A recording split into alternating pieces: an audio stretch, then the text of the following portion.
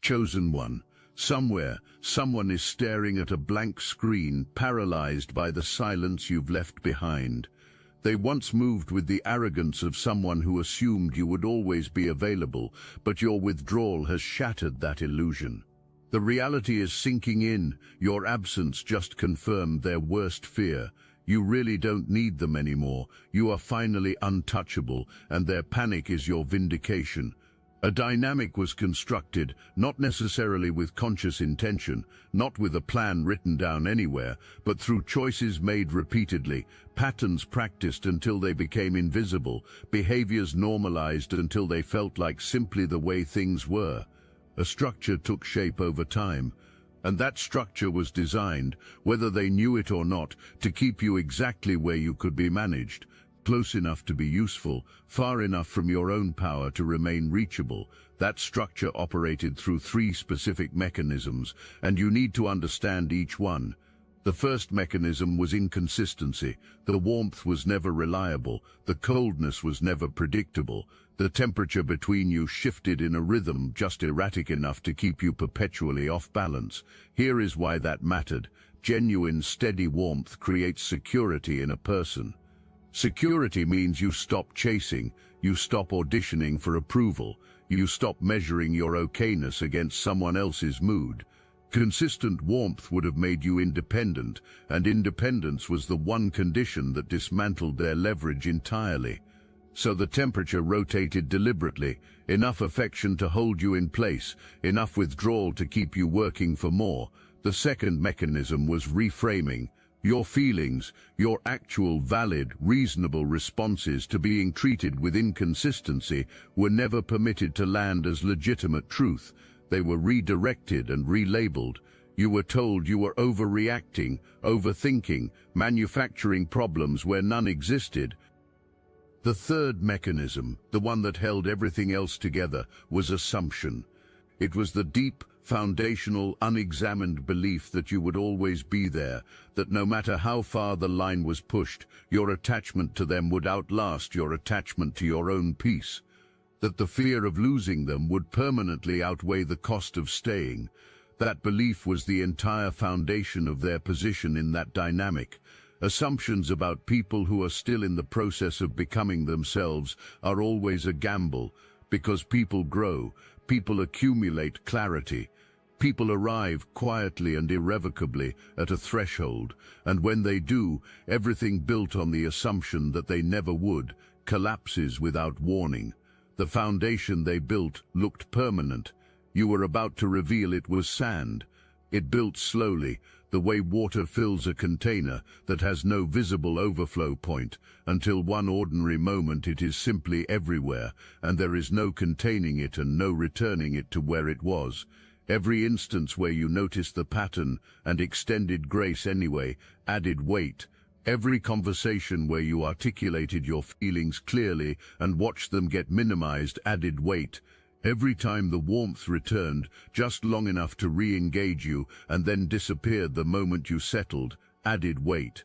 Every time you brought patience to a situation that responded to that patience with more of the same behavior, added weight. Each of those moments contributed to something that was quietly, invisibly reaching its limit, and then there was one final moment. You know exactly which one it was. Maybe it was something said or pointedly not said. Maybe it was a choice you witnessed and finally, completely refused to rationalize. Maybe there was no dramatic incident at all. Maybe the container simply overflowed in an unremarkable moment, and you looked clearly at what had been slowly flooding the space around you and made a single, complete decision. Enough. That word was never spoken out loud. It was not posted, not sent, not delivered as a tearful confrontation they could later twist into evidence of your instability. You made the decision in the privacy of your own mind, with the authority of someone who had finally stopped waiting for external permission to protect their own peace. And then you did the one thing that rewrote every rule of the dynamic. You went silent. No warning was issued, no final ultimatum was deployed to test whether they would finally respond differently. You simply withdrew. You stopped being available. You stopped feeding the dynamic with your engagement. And in doing that, you removed the one resource their entire structure depended on to function, your participation. If this message awakens something within you, hype this video for other chosen ones who need to hear this. They do not run on love, they run on engagement. You're reaching, you're explaining, you're hoping, you're trying. All of that was fuel. Even your frustration was fuel. Even your attempts to make them understand were fuel. The dynamic had power as long as you remained emotionally in range, in any form. The moment you withdrew that engagement entirely, the structure had nothing left to consume, and a structure built for consumption, when it suddenly has nothing to consume, does not gracefully wind down, it collapses inward, it begins to feed on the person at its center. That is what your silence set in motion, not immediately, but without any possibility of being stopped. In the early stretch of your silence, there was no alarm. There was actually a kind of confidence on their end. Your going quiet had happened before. It was familiar. It fit a pattern they had navigated successfully. You would pull back, some time would pass, and then either you would return or they would extend just enough warmth to draw you back in. The cycle had always completed itself. There was no reason in their mind to believe this time was different. So they waited, with the particular ease of someone who has never genuinely had to reckon with losing something because it had always come back before. But the silence held, and that ease began to erode at its edges. The first thing they looked for was your distress. Not because they wanted you to suffer, but because your suffering would have confirmed the narrative they needed. It would have meant you were struggling without them, that the absence was costing you more than it was costing them.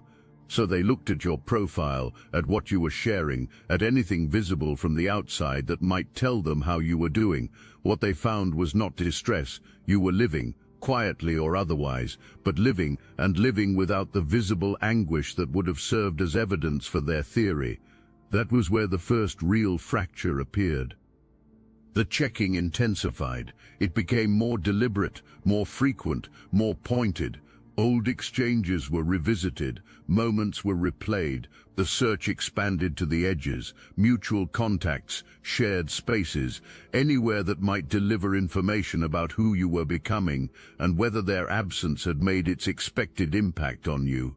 What they were discovering, and this is where the fear began to take real shape, was that you were not performing recovery for an audience. You were not making your okayness visible as a strategy. You were simply moving forward, and forward motion from someone who was supposed to be diminished by your absence is the most disorienting thing a person who counted on that diminishment can encounter. Pride began negotiating with desperation. Messages were composed and never sent. Approaches through indirect channels were attempted with what they believed was subtlety. And underneath all of it, something was dawning, something they were not yet able to articulate, but could feel arriving the way you feel a change in pressure before a storm. Look, you already know the attacks weren't random, and if you're paying attention, you can feel it.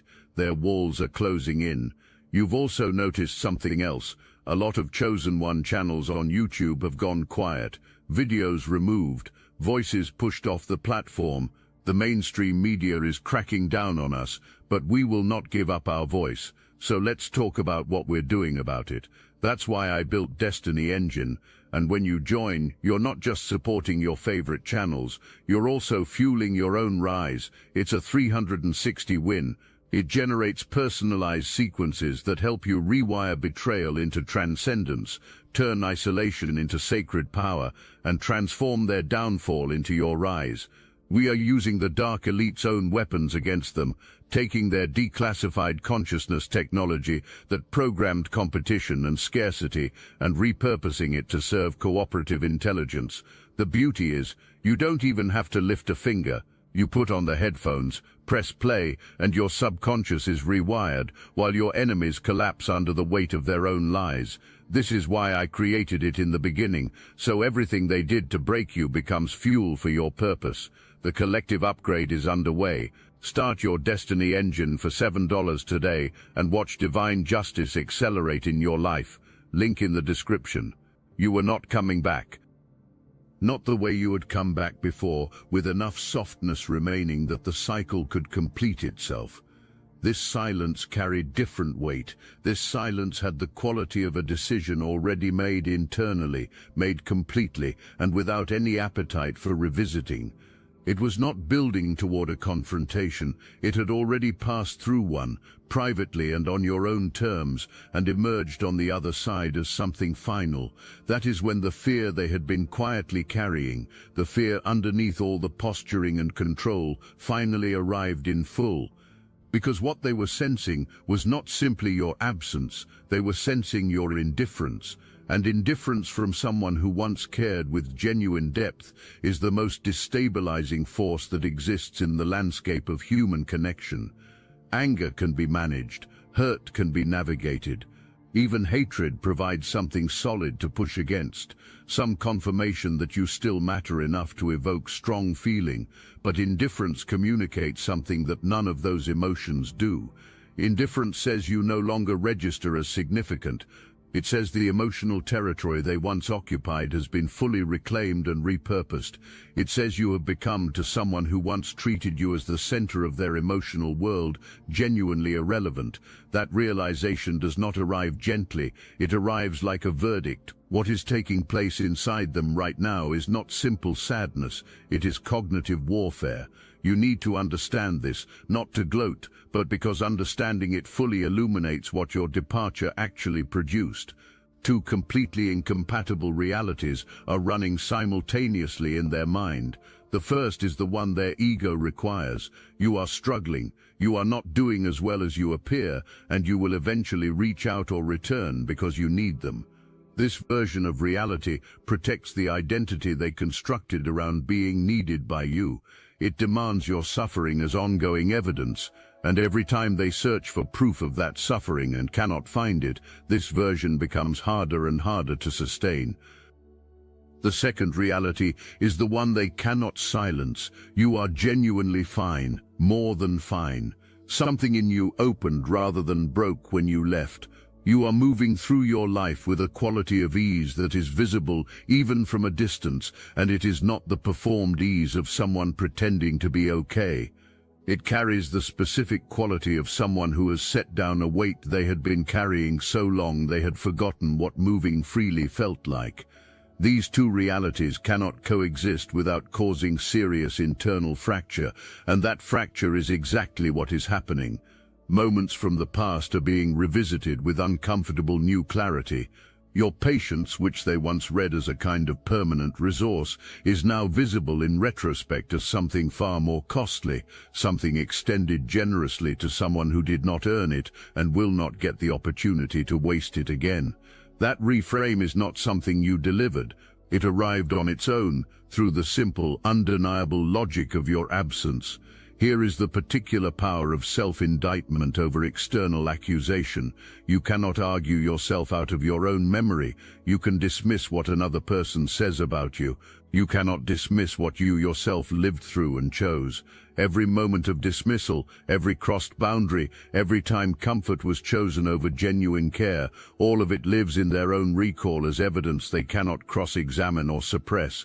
And what that evidence confirms is that they were not, in those critical moments, someone worthy of what they had. They know this. The knowing is the reckoning. And unlike an accusation that fades with distance, a reckoning rooted this deeply in self-knowledge does not diminish with time.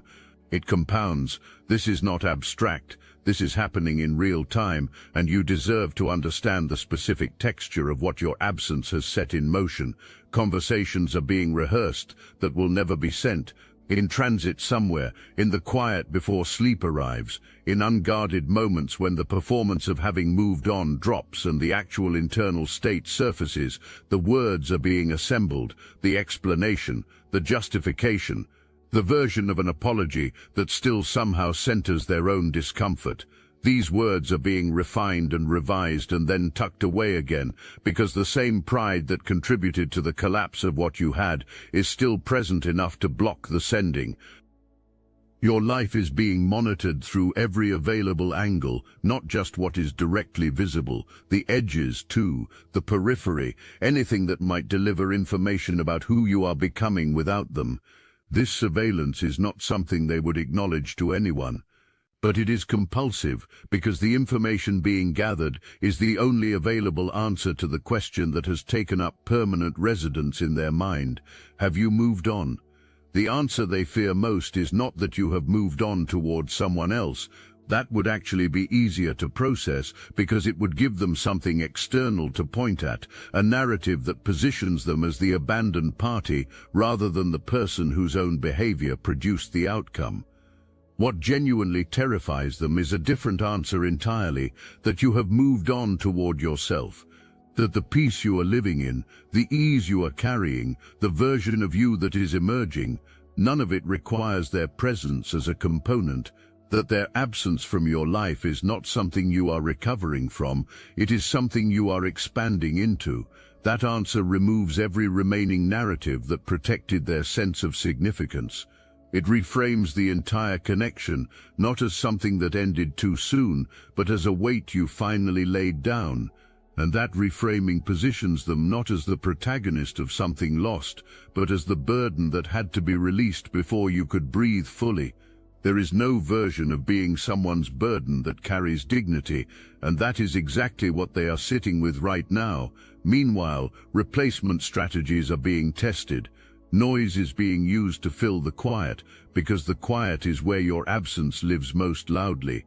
New distractions, busier schedules, connections pursued with urgency, all of it deployed in service of not having to feel the specific shape of what is missing. But something keeps failing to resolve. Every distraction reaches its limit and deposits them back at the same unwelcome recognition. What you gave was specific to you.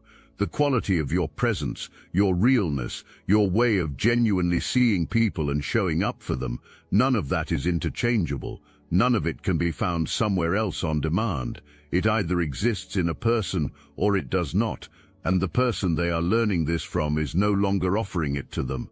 That lesson does not soften with time, it deepens. There is a layer underneath all of this that requires a particular kind of honesty to see, and it is the most damning layer of all because it lives inside them, in their own unedited memory, entirely beyond anyone's ability to challenge or revise. They knew, before you left, they knew you were leaving. Not in the sudden dramatic way they may describe it to others, but gradually, observably, in real time. The shift in your energy was not subtle to anyone paying attention.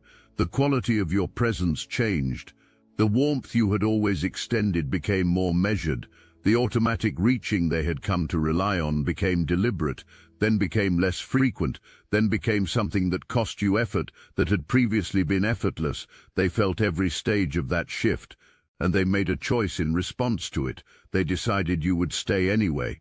They calculated, consciously or otherwise, that the pattern of you absorbing, forgiving, and continuing had enough momentum to outlast whatever was shifting in you, that the discomfort of losing you gradually was still more manageable than the discomfort of actually changing, that their comfort was worth more than the risk of what genuine accountability might require from them.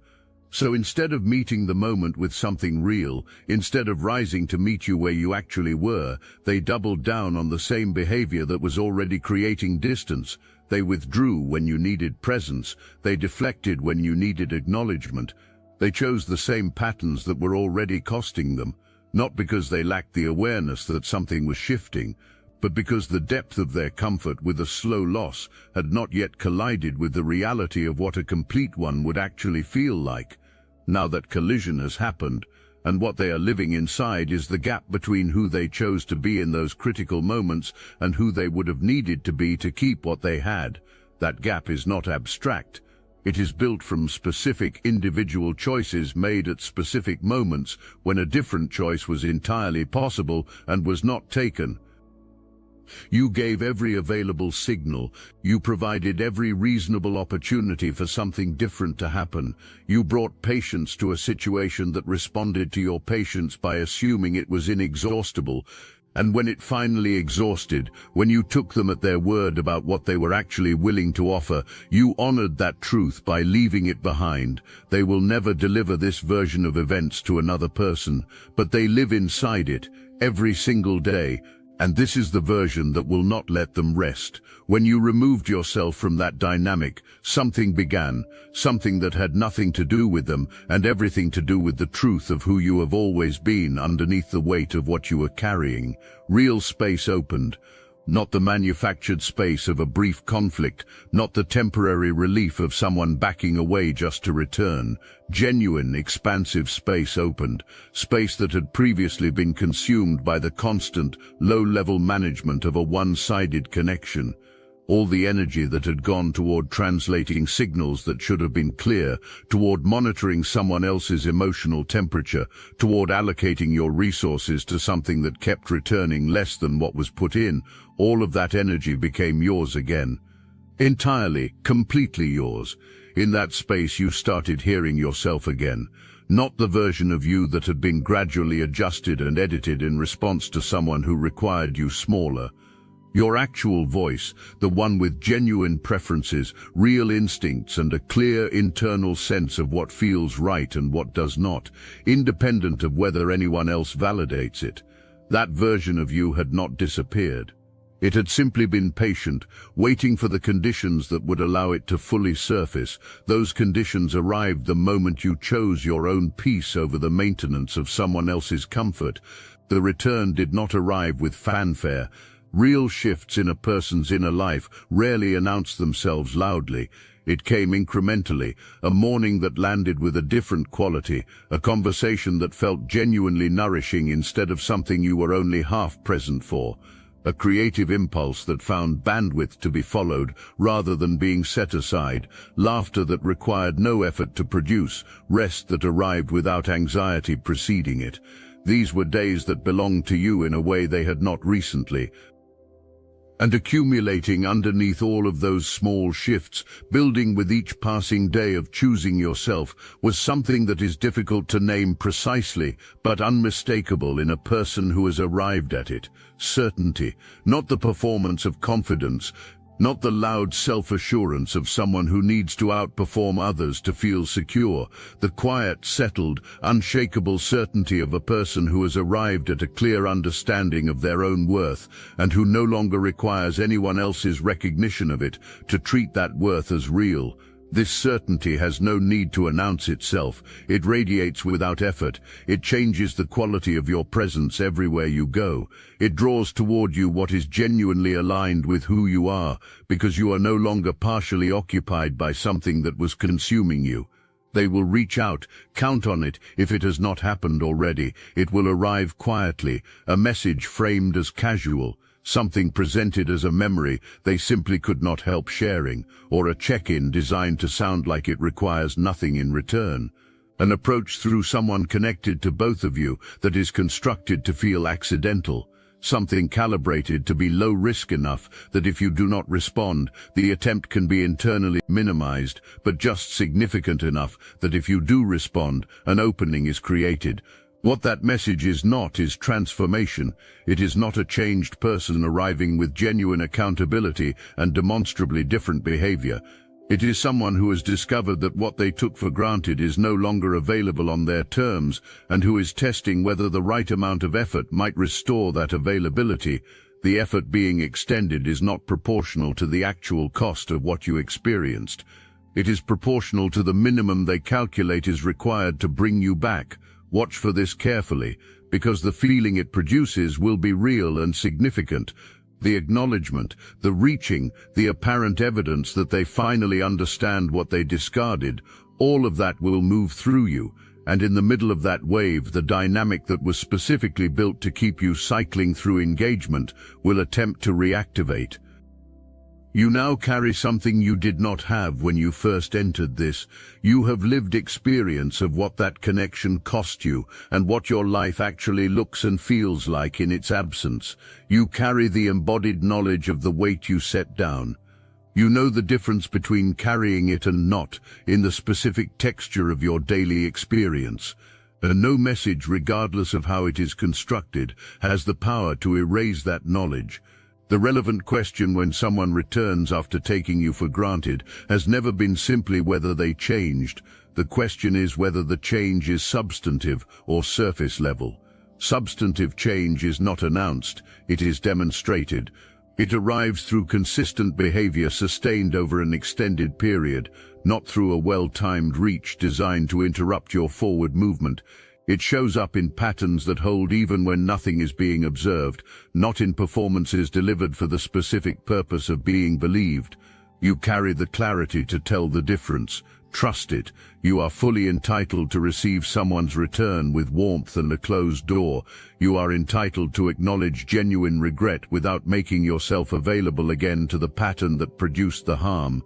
You are entitled to hold someone in goodwill from a distance that protects everything you have built in their absence.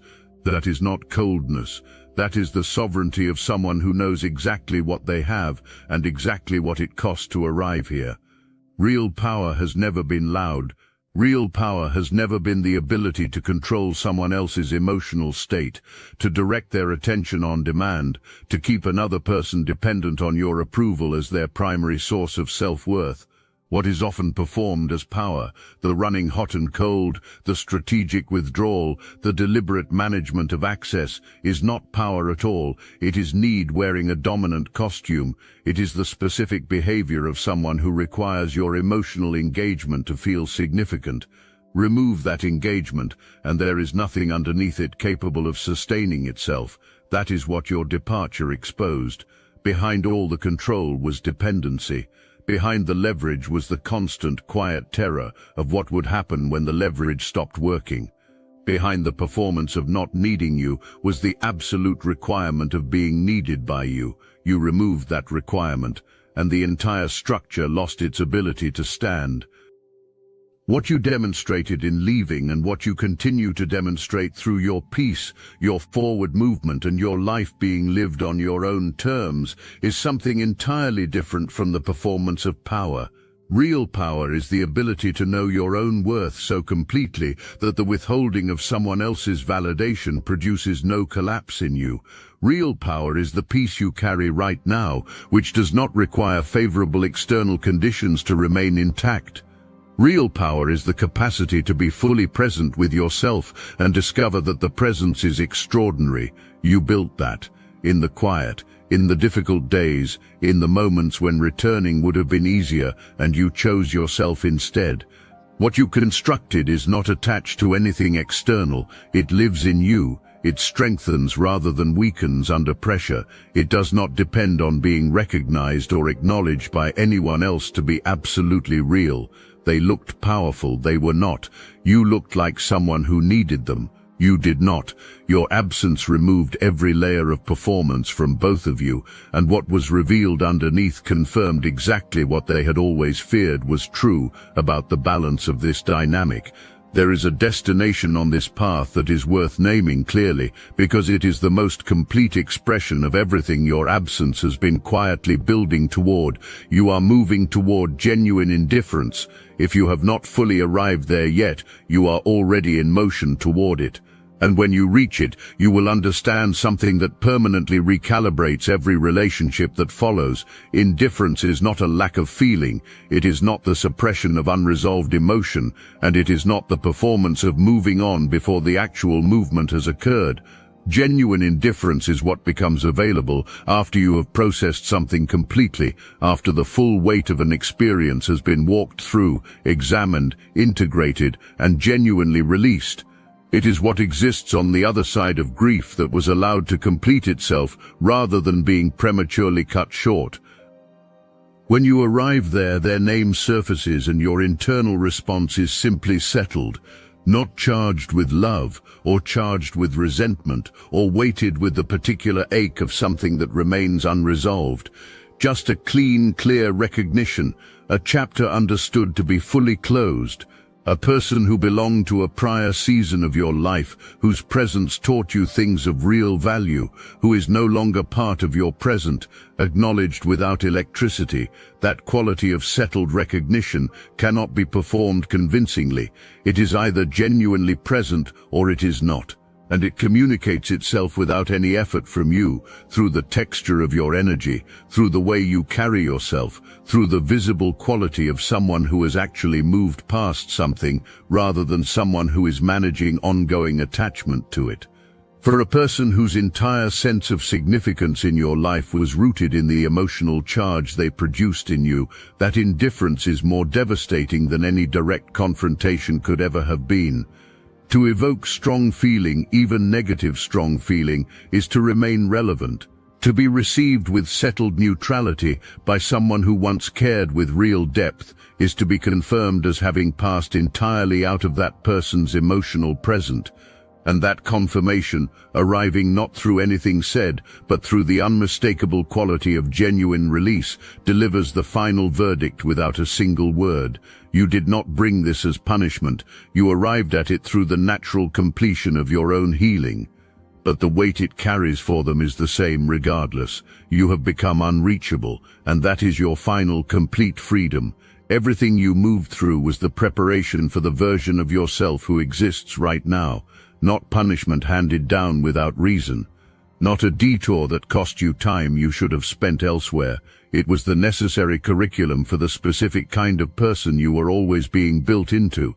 Every season of difficulty that a chosen one moves through is calibrated precisely to what they are being made ready for, and you have been made ready for something significant. The version of you standing on this side of that experience carries something the earlier version was still in the process of developing. Not simply resilience, though that is real. Not simply experience, though that matters. Discernment. The lived, unshakable, embodied ability to feel the difference between a connection that genuinely sees you and one that merely uses you. Between someone who is growing alongside you and someone who is performing growth in order to regain access. Between a dynamic built on mutual elevation and one built on the quiet management of your energy for someone else's benefit. That discernment cannot be taught in a classroom or absorbed through second-hand experience.